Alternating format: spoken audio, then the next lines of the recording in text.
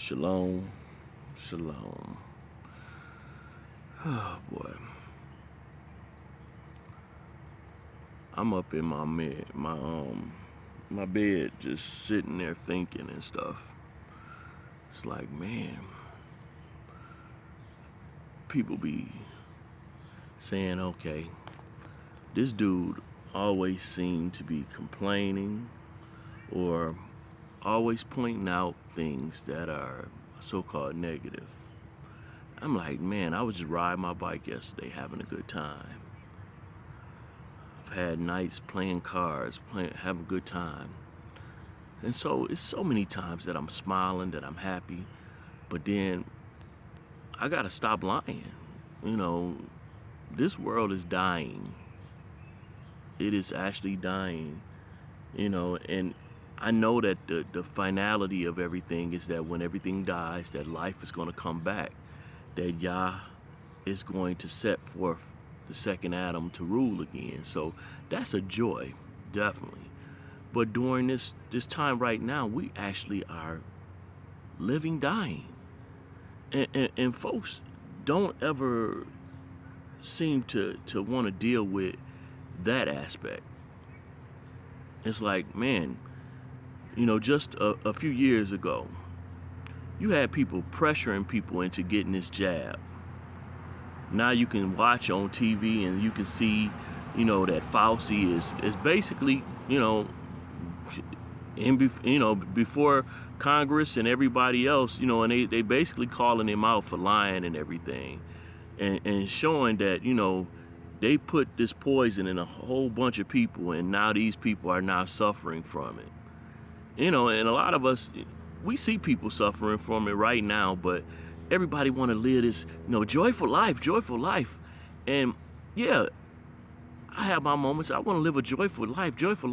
But why do we not want to address the things that are right there before us that's truthful?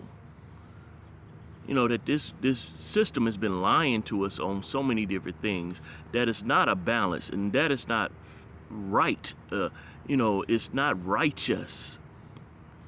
An unbalanced scale is an abomination. So while you out here always trying to be happy, you're not balanced. You got to have some days when you actually look at what's going on in this world, and actually maybe even cry a little bit, maybe even complain a little bit, to say this ain't what Yah established. This ain't what Yah put out here. This thing is atrocious. This thing is not right. Now you can get back to your happy, but you got to have some moments that you actually be honest and say, this ship is basically sinking. It's not like it's supposed to be. Not addressing things for what they really is. It's like, how do you correct that? Y'all don't want to, y'all don't want to hear somebody that speaks like I speak. I get it. It's been generations and generations of people, in our ancestry that, didn't want to hear what the prophet was saying. And if I called myself a prophet, there'd be so many people that'd be mad. But if you look at my life, that's basically how it is. It's like a prophet. I speak some truths out here, and people cut bait. They disappeared from my life.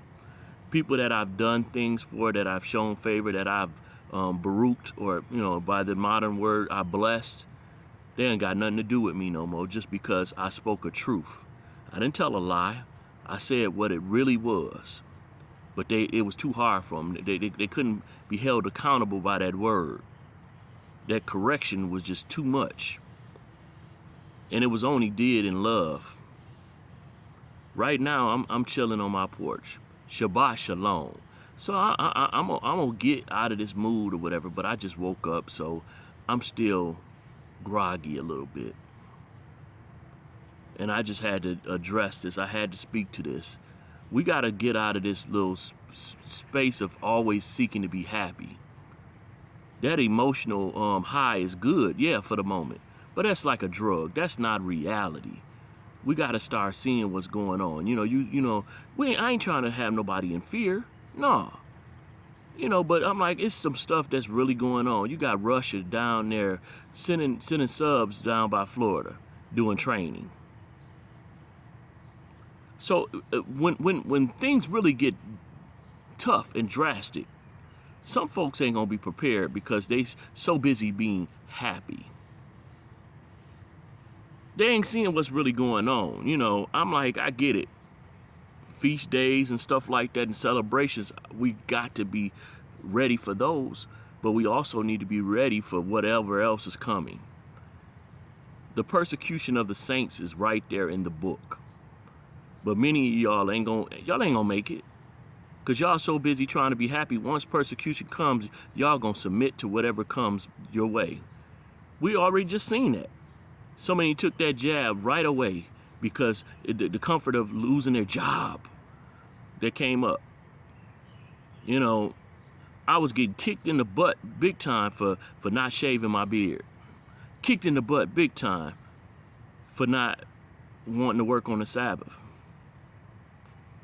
And most of the folks that didn't have that problem, most of the folks that so-called love me was like, no, just go and do it. You stressing yourself. Me trying to honor Yah is me stressing myself. Got it. Trying to uphold a standard. Got it. When I correct anyone, it's because I love them. If I didn't love you, I wouldn't even waste my time and my voice. I'm like, if I let you be on my friends list, it's obvious that I'm trying to build a connection with you.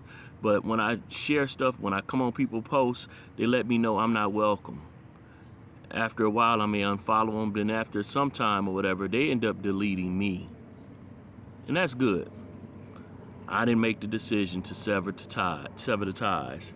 I've got people that I've helped with money, people that I've counseled through their marriage issues, all these different things. They done cut ties with me. And I didn't make the choice on that. I got people that I done flew out and, to be at their celebrations, to assist them. They basically straight up ghosted me. And it is what it is. People are going to be who they are. They're going to show you who they are eventually, especially if you ever hold them accountable. But true love comes with accountability. If you don't hold people accountable, then what? What are you investing in them? What are you actually putting into that? Respect cost. True love costs. Yah chastens those that he loves. And how can you call yourself to be the image of him and you don't ever chasten anybody that you so-called love? This world is in a mess, and y'all need to see it and stop playing games. There's nothing wrong with having fun from time to time, but sometimes you need to be serious and actually point out things that are wrong and things that are in error. A lot of this stuff we've grown comfort. Yeah, you say, oh, it's a small thing when I tell people I don't like you saying Lord, I don't like you saying God, because you know that that's not the right terminology. It's not that big. We've been doing this forever. Just because you've been doing it forever does not mean it's right. And when you're told that it's not right, you should self-correct, especially if you're mature and not a child as you claim. But yet many of you just still desire milk. All you want to be is happy. Many of you went through the divorce process because you weren't happy. And truly enough, okay, you got out of that. But then you into another situation and then, I'm not happy. You leave one decent situation to end up in a worse situation. This is, you don't know how to stick through anything. You don't know how to endure to the end on anything because constantly you have the excuse of, I'm not happy. Well, I'm going to have a better day after this because I'm going to shake this off. My grandson will be over here soon. But I love y'all. That's the only reason why I even correct you and why I chasten you, but you can't hear it because you don't want my love. I get it. You want the love of those that's going to tell you kind things, that's going to sweeten things. But that ain't going to help you in the end. That's going to have you lost. Shabbat shalom. Hallelujah.